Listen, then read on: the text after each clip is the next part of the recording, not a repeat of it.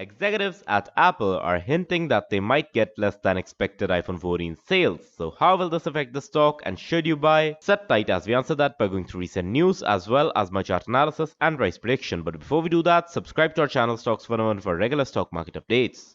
First up, Apple expects to produce 87 million iPhone units, which is 3 million less than the projected 90 million units, and there are two reasons behind this slow production, with the first being supply chain problems in China and the second being a pricing issue that we discussed earlier. The company addressed this on Sunday, saying that this is a production problem and the demand is still strong. On Friday, analysts from SMBC Nikko cut their output target by 6 million, going from their past projection of 91 million units to their new projection of 85 million units. A bigger problem for Tim and company is the weakening demand as China comes up with stricter lockdown policies. In our opinion, Apple is a strong company, but it has been struck by bad times. So once the market recovers, Apple will recover as well.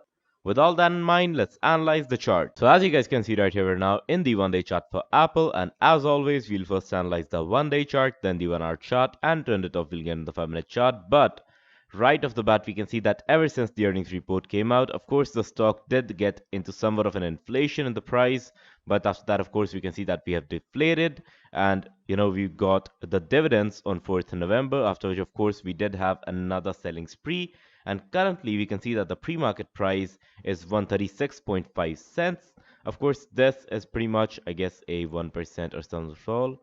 It's about a 1.4% fall, right? So that's, of course, a bad thing. But the good part is that, of course, we were in a bearish trend, which got disrupted somewhere around here, right? And this is pretty normal in big companies. We can see that over here as well. We were in a bearish trend. We got disrupted over here, and over here as well. Now this disruption seems pretty similar to me as this one, right? So if we fall after this, then we might be in for a short-term bull run when we hit a good support. Now what do I mean by good support? Let's see. Let's quickly zoom out a bit. A good support probably would be somewhere around $122. So that's either $122 or $126, right? Of course, $130 would act as a psychological level, but I don't really believe that just a psychological level would be enough to hold this off. A technical support is much more needed. And of course, right, what do I think about the stock? It is bearish on the short term, if you ask me, right? It's not a bad buy. Of course, it's at a great price, I would say, right? Not exactly a great price, but of course, since Apple is taking hits, it can get to better prices. And anything below the level of $140 is already good for Apple because we can see that we've gone up to highs of almost $200, right? And it's not a crazy company. It's not a company that you would invest in and you'll get 10x or 20x or 50x returns in a single day or a single month. It's more of a stable company for the matured investor who just wants to put in his money and then leave for the next 5, 10, even 50 years. And Apple, I do see Apple staying out there in the next 50 years as well because the company is constantly innovating. Of course, Tim Cook is handling his position very well. Right now, this, of course, is just, an outcome of unavoidable scenarios of global affairs, of world affairs, right? Of political affairs, of financial crises, right? Of course, of the inflation and recession part as well. So this is not exactly in Tim Cook's control, and it is not in your control either, because most people think that, if you just go on YouTube and comment that, hey, the stock is going to go up, don't spread FUD about it. Of course, the stock will go up one day. That's not the point, right? The point of an analysis is if I'm saying that it will go down short term, it's to alert you that, you will get a better buying opportunity. Of course, it's not financial advice, but, it's just another perspective to keep in your mind, and it can help you increase your knowledge, of course, about the subject and about the stock that you're going to trade.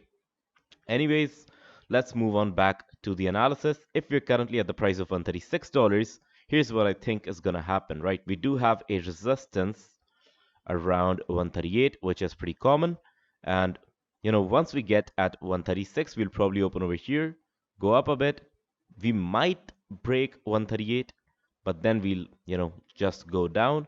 If you ask me where we're going today, in my opinion, we should probably take support somewhere around this range at 134.4, which we've already used twice, and over here as well, I believe. No, we've we probably must have used it in a previous trading session as well. Anyways, we can see that over here, if we get supported, then we'll probably make a wave somewhere over here, get squeezed a bit, go down further.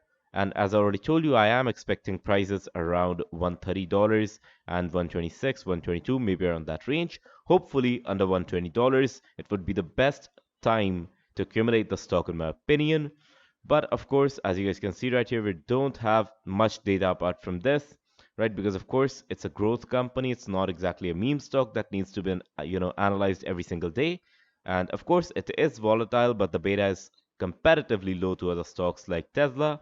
So with that being said, we need to get more levels like support and resistance, and for that, we'll jump on into the 1 hour chart. So now that we're in the 1 hour chart, we can see some interesting things over here, right? So first off, of course, we can see that on 26th, when we got the earnings report, we did go down up, or rather we did go up by a lot. I'm sorry for that. And after that, we got a pin bar on the upper side. Then we got resisted at a price of $157.57. Of course, after that, we can see that we got two pin bars to the downside, which, were follow-ups for a big red candle, which of course predicted that we're going down the next day. Of course, we opened in a gap down, got, somewhat of a inside candle on the upper side, but it got cancelled pretty much over here with the follow-up red candles.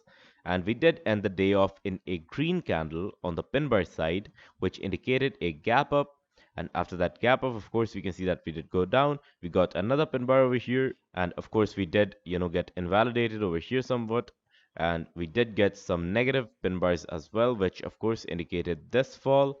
And we did get a red engulfing candle over here, which again indicated this massive fall. Of course, it's a, really big fall. So if we go from over here, we can see that it was a 6.17% fall in the matter of just three candles. Of course, 2 days, three candles. That's still a lot of volatility and movement. Now, if we look over here, we can see that on 3rd November, we got a pin bar reversal pattern, right? But it got invalidated over here. And of course, we did get a big spike of volume, in the first candle, since most people who got their dividends and wanted exit on the stock just exited over here. After that, we did hit a squeezed bottom around 134.4. So that's an important level to mark for today, because as you guys can see, we did get squeezed in there pretty well, right? Of course, we did make a high of 136 or 136.3. And over here, we did make a low of 134.92, another high of 130, well, not exactly a high, but a high point of this candle, 135.35. After that, of course, we can see that this pattern over here, even though we were bearish for the past 2 days, it should have resulted in a gap up. But with, of course, all of the negative news, the stock and investors are not really, responding as well as before to technical analysis.